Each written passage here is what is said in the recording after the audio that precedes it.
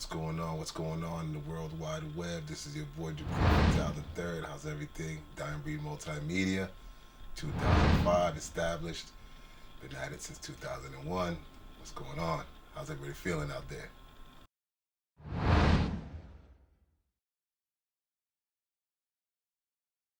That's a good question. How long have I been doing this? I started back in 2001 with my mentor, Liam McGrath, and I continued the path with my peoples, Lee Chen, Al Pollard. I can go on and name a lot of people. This could be a name dropping session, but that's not what we're here for. In essence, I started in 2001, and it's been a journey ever since then. Little camera work, great advice, a lot of adventures, great endeavors, some successes, a lot of failures, but it's been an adventure all the way through.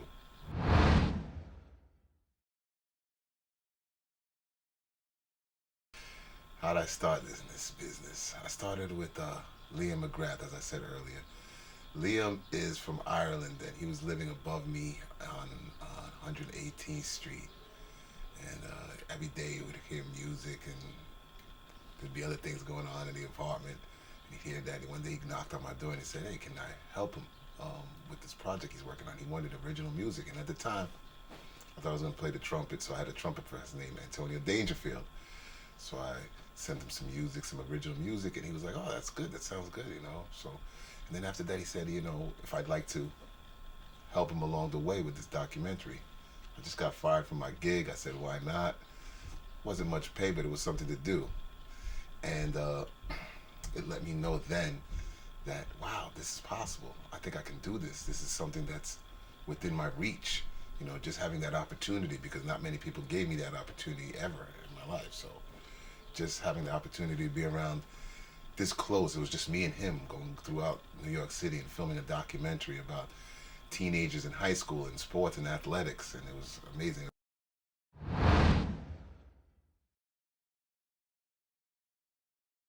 Wow, how'd I meet Sim? Again, I'm gonna start name dropping. Sim Simma, my boy. I met Sim because I was doing a gig there for Rap City. Everybody at Rap City shout them out because they're a bunch of great dudes being creative. Q45, Mad Skills, Howard Chisholm, Malik Bowie, Omar Keel, anybody else who I missed, I'm sorry. I don't even count that, but like I said, whoever I missed, I'm sorry. But those are the guys I've worked with. Um, yeah, so I was booked to do a gig, and we were interviewing Buju Banton at Negril Village. So set up the interview, and then after the interview, Sim comes up to me and says, "Hey, what's going on?" He talks to me, and he asked me if I think I could do a reality show. I said, "Of course I could do a reality show. Why couldn't I do a reality show? Everything I do is a reality. It's real." And he was like, "All right, well, here, I'll let you come in and do this." So thanks to everybody at Negril Village, Sim, Marva, Marcus, Nason, Natalie, Simone, Chemist, Mark, Katrina, Chrissy, uh, anybody who I missed again, anybody who came, I think Anthony, a lot of people. I said Chrissy. I can't remember everyone. I'm sorry. I can't remember everyone because I don't have everyone on tape. And why I don't have everyone on tape is because it was very intrusive at the time. You understand? When you're doing these type of things, it's not like, it's like I said, everything I do is real. So I really wanted to be in it. I didn't want to stage anything. That's the only way I felt it should be. And I think we got something good based off that. The only reenactment we did was with Marcus, and that was because it was an incredible story, which you saw throughout the series. He was a great character, and thanks again, Marcus, because you allowed me to just be everywhere. You know what I mean? Like, he allowed me to take it out of Negril. He allowed me to go to his personal space. Again, Marva, Sim, thanks again, because you guys were crucial in letting me have access to your space, your restaurant, your business. And Marva's an incredible woman. She was hip. Don't listen to Sim. She knew what she was doing. And Sim was a great guy too. They're just great people over there. And the food is amazing, amazing Jamaican cuisine.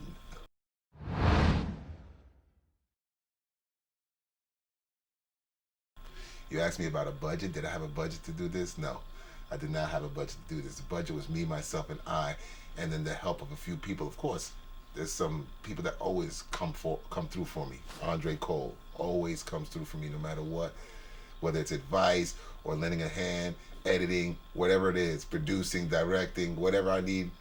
Andre Cole is always there to step up, and he came through. He helped me throughout the process. He did the first interviews, the initial interviews. He edited a package from that. He edited a lot of. I mean, he edited the whole piece. So Andre Cole was helpful. It was Armando who came through on a shoot. My cousin Dre came through. You don't know him as Dre anymore. You know him as Jean playing photos out there in the village. You see him all the time. You know. Again, I'm name dropping. I don't like that. But these are people I know. What do you want me to do? Not say their names, not give them credit? What am I supposed to do? Anyway, yeah. So no, it wasn't a big team. It wasn't a big production. As you can tell, the audio's whack.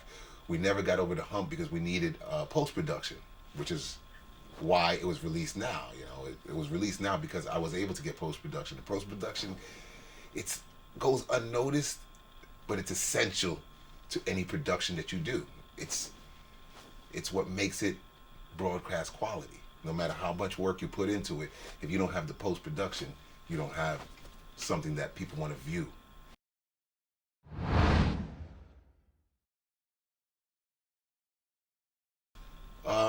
We waited so long because, I don't know. You do work, you do a passion project, but you still want to make money. You still want to make money, so we were hoping that if we put it out at the right time, with the right place, with the right connections, with the right everything, that we would get money for it, or we'd get bought out. And there was no real internet the way it is now. Like, not the way it is now. There was no way to go viral. So we had no other choice but to sit on it. It was on Vimeo. It was living on Vimeo as a private account for years. I mean, since 2010. Or whenever I put it up there, you can go check the stats. It's been there in this form, except for the post-production, as is, since 2009, 2010. And, and there were too many, pun intended, chefs in the kitchen. So that's why I didn't get released then. And, you want to make money. You want to turn this into something, even if it's a passion project, which are what most of my projects are, passion projects, I just want to put out content because I enjoy doing that.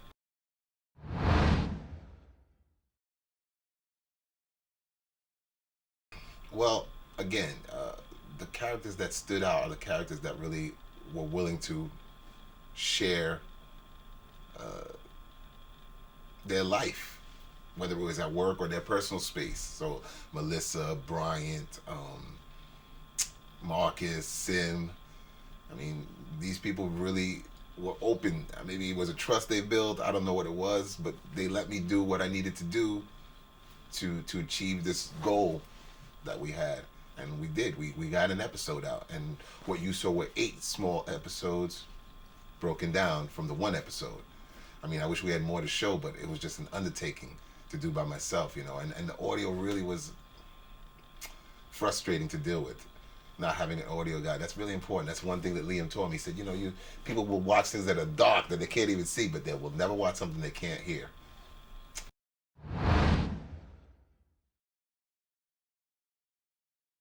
Yes, I always say sometimes you can get things done with no budget, but always want a sound guy. Always want a sound guy on set. Always want a sound guy on set because he's critical. He's critical. Sound is critical to the production just as much as post-production, and of course the director, the camera, and the cast, and whoever your content is or whoever your subject is, they're important too. But without sound, you don't have anything, because nobody wants to listen to something they can't hear. I mean, obviously you don't want to listen to something you can't hear because you can't hear it, but you don't want to watch something you can't hear. That's what I meant to say. But yeah, man, it's I wouldn't change anything. It was a great experience.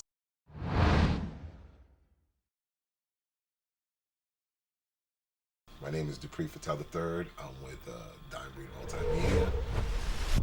Reach out. Let me know anything you need in production wise. I can get it done. If I'm not actually doing getting my hands dirty, I know people who can, and they'll do it better than me. But I can get it done for you, no matter what you need. Production, post-production, anything. on camera talent. Dime Breed Multimedia. The world is watching. Tune in.